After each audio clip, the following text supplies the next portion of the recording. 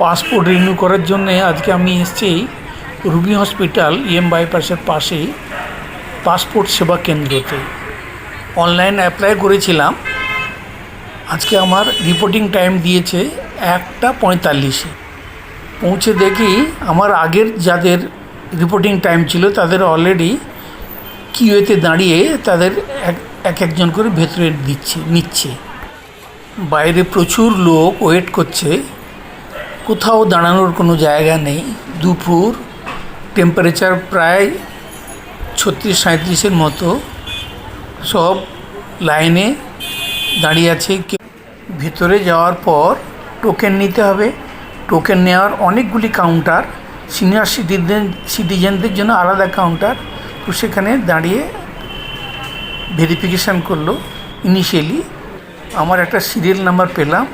Waiting হলে গিয়ে check করতে শুরু করলাম আমার টার্ন কখন আসবে। কাউন্টারে আমার যত ডকুমেন্ট, সব ডকুমেন্টগুলো নিল। তারপর বি কাউন্টারে গেলাম। বি কাউন্টারে গিয়ে আমার সব ভেরিফিকেশান করলো। তারপর সি কাউন্টারে গেলাম। সি কাউন্টারে গিয়ে ডকুমেন্ট আবার রিচেক করলো, করে আমাকে বললো আপনার সব ঠিক আছে, আপনি আমাকে আমার পুরনো পাসপোর্টে ক্যান্সেল বলে স্ট্যাম্প লাগিয়ে আমাকে বললো যে যান, আমরা 8 দিনের মধ্যে আপনি পাসপোর্ট পেয়ে যাবেন। পুলিশ ভেরিফিকেশান হবে পরে।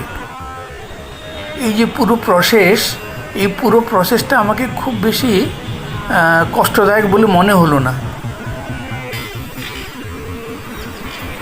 ভেতরে যারা স্টাফরা আছে অনেক কোঅপারেটিভ দেখলাম। যারা একদম কিছু জানে না তাদেরও কিন্তু তারা হেল্প করে। পাসপোর্ট অফিস সম্পর্কে একটা সাধারণ আইডিয়া আছে যে অনেক বোধহয় খুব কমপ্লিকেটেড, অনেক বোধহয় সমস্যার সম্মুখীন করতে পারবো কি পারবো না, হবে কি হবে না, ডকুমেন্টগুলো ঠিক করে আবার না ফেরত চলে আসে, ক্যান্সেল না হয়ে যায়।